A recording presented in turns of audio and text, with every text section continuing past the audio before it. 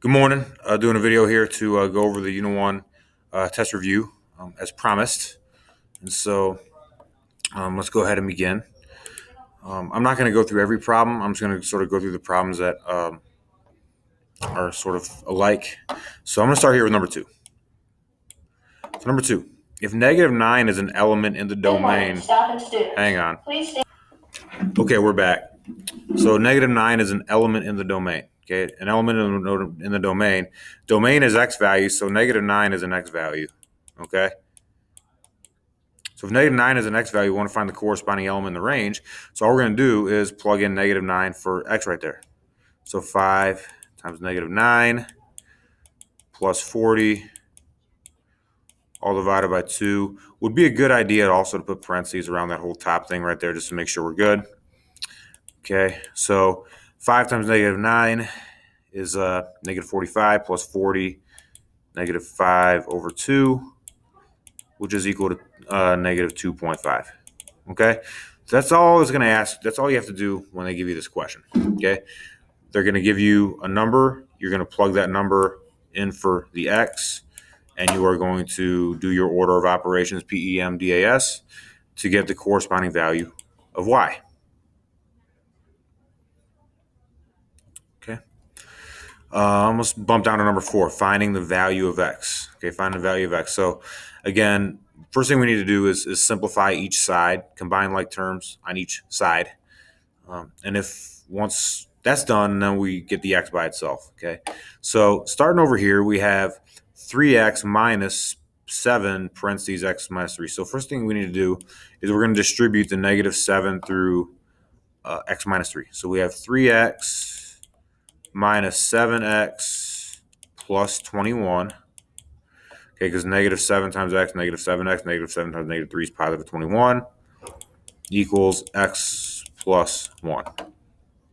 Okay, so we got to distribute, get rid of the parentheses. Next, what we're going to do is we'll combine like terms. We cannot combine like terms with the x plus 1 over here. They're already combined.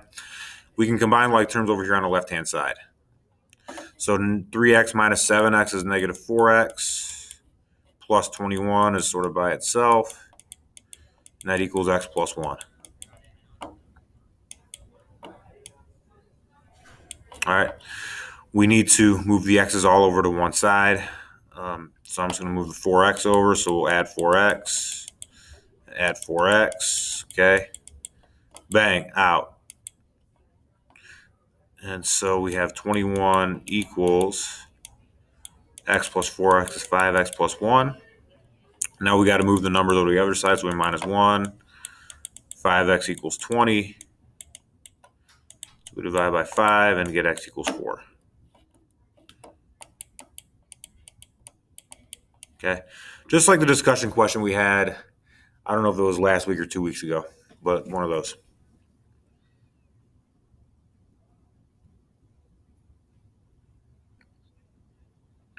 All right, next one, number 5. This is a key one right here. We can do this one 2 different ways. The easiest way is we can graph all 4 of these functions in Desmos and see which one works. So we need to see a domain of x being greater than or equal to 7. Okay, x being greater than or equal to 7. And notice we have square root functions right there, so that might be a little bit of a clue.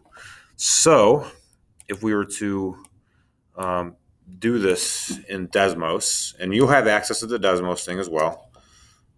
So if we have y equals, I have to type it in. So y equals, let me get this out of the way. 5 root x plus 7 minus 4. 5 square roots x plus 7, right arrow minus 4. Okay, we see that the domain starts at negative 7.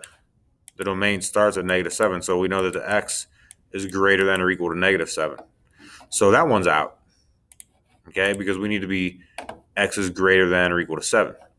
5 parentheses x minus 4 rooted minus 7. So let's try this. Y equals 5 root x minus 4.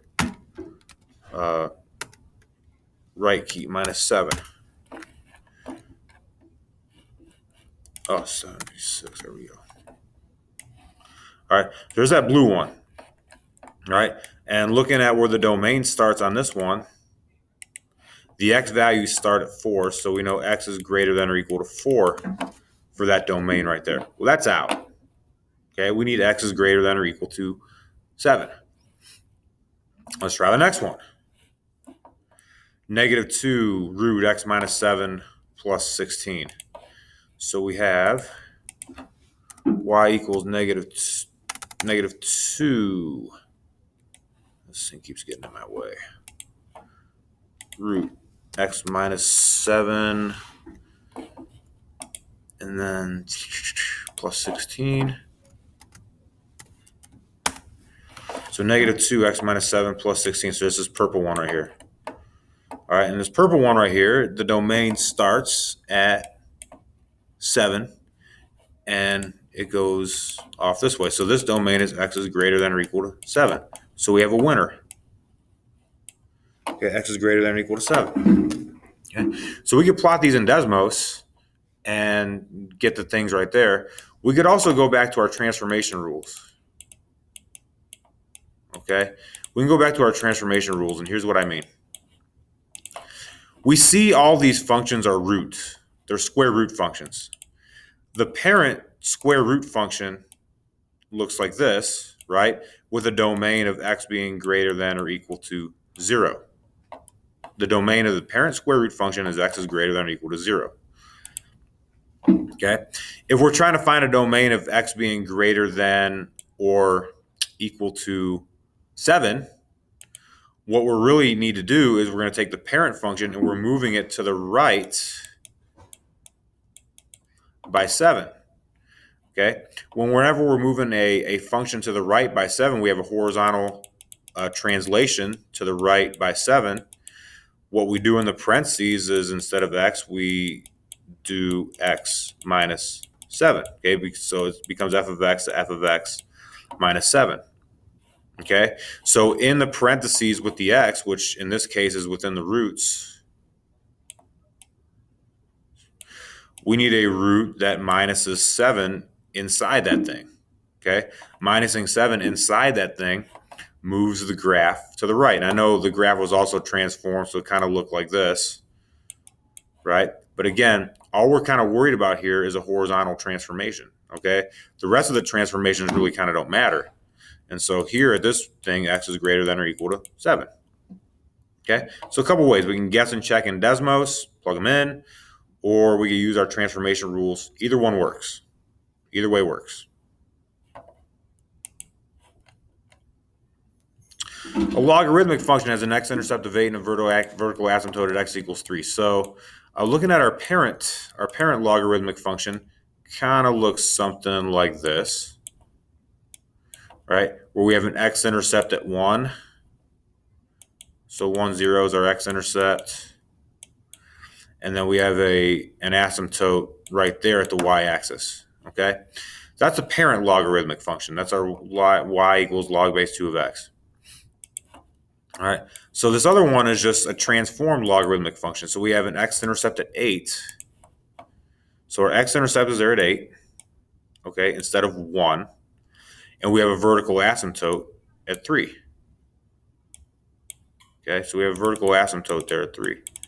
So the sketch of this function is going to go through 8. It'll dip down like this and never cross the 3. Arrow down here, arrow up there.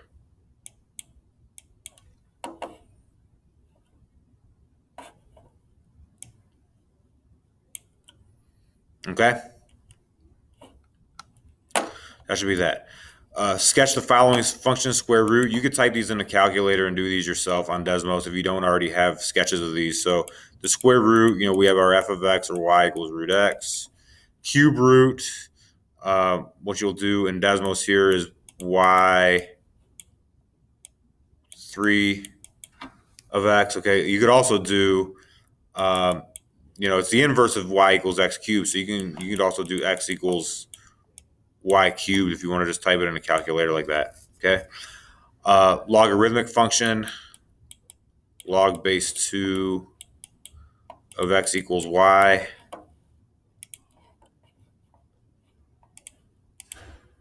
And I don't think, let's see, under functions here. Yeah, so we'll go to calculus. So we'll hit the log button there, base 2 of x equals y. Just make sure you do the log with a little number underneath there. So you get your log function. And exponential function, which is, of course, y equals 2 to the x power. So on this one, you just need to sketch all 4 of these and know what they look like. Sketch all 4 of these and know what they look like. One moment. All right, sorry, we keep getting interrupted here. All right, so let's look at 10 and 11 both here. So f of x equals root x and g of x equals this. So we want to describe the transformation. So let's kind of work left to right, okay? Here, starting with the negative on the outside, the negative on the outside is going to give us a vertical reflection. So vertical reflection. Okay. We have 4. Okay. So we're also going to have a vertical stretch. Okay. And then we have plus p inside here. So inside the root, okay, it's a horizontal shift. And we're plusing p, all right, and we're going opposite. So inside the horizontal shift, when we add, we go opposite. So we're going to the left by however much p is. Okay, so we have a vertical reflection with the negative, vertical stretch with the 4, and plus p tells us that we are going to the left.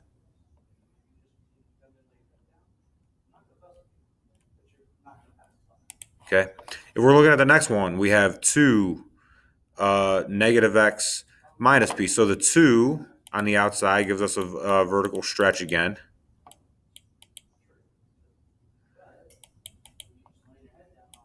So we have vertical stretch. Sorry about my handwriting. Negative x, so now the negative is with the x, so that's going to be a horizontal reflection. Horizontal reflection. And then minusing p, so we minus p inside the root, tells us that we're going to go to the right by p.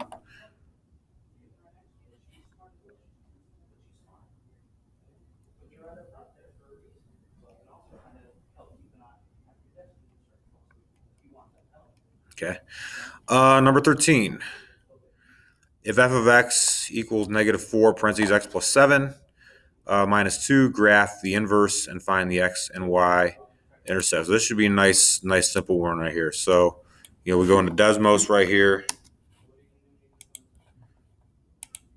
So if we want to graph the original, we can. If we want to just go straight to the inverse, we can. So there's our original. Y equals negative 4 parentheses x minus 7 minus 2. And of course, with the inverse, we just got to go the opposite. So x equals negative 4 parentheses y plus 7 minus 2.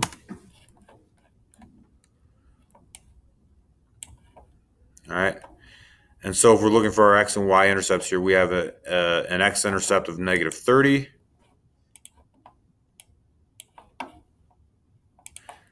And a y-intercept of negative 7.5. All right. So the x-intercept will be at negative 30, 0. And the y-intercept is going to be at 0, negative 7.5. All right. This one's going to be a multiple choice thing on the thing, and you just need to make sure that you know which picture goes with the inverse. Okay. All right. So number 14, if f of x is 2x minus 4 and g of x is x squared plus 5, so find f of g of x. So we're going to take our f function, 2x minus 4. Okay. And so of g, so now g goes in for this x. So we're going to have 2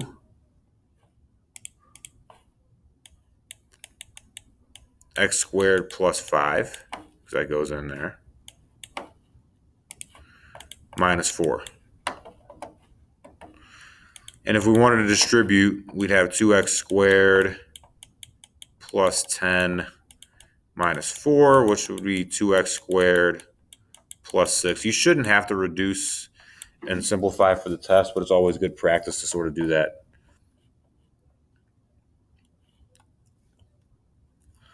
If we're going g of f of x, so now we're going to take our x squared plus 5. And for the x, we're going to plug in 2x minus 4. So what we're going to have is we're going to have 2x minus 4 squared plus 5. 2x minus 4 squared plus 5.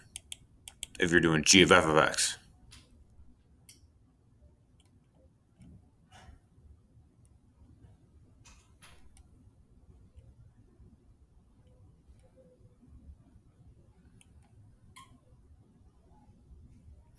Okay, this one, kind of a little wordy,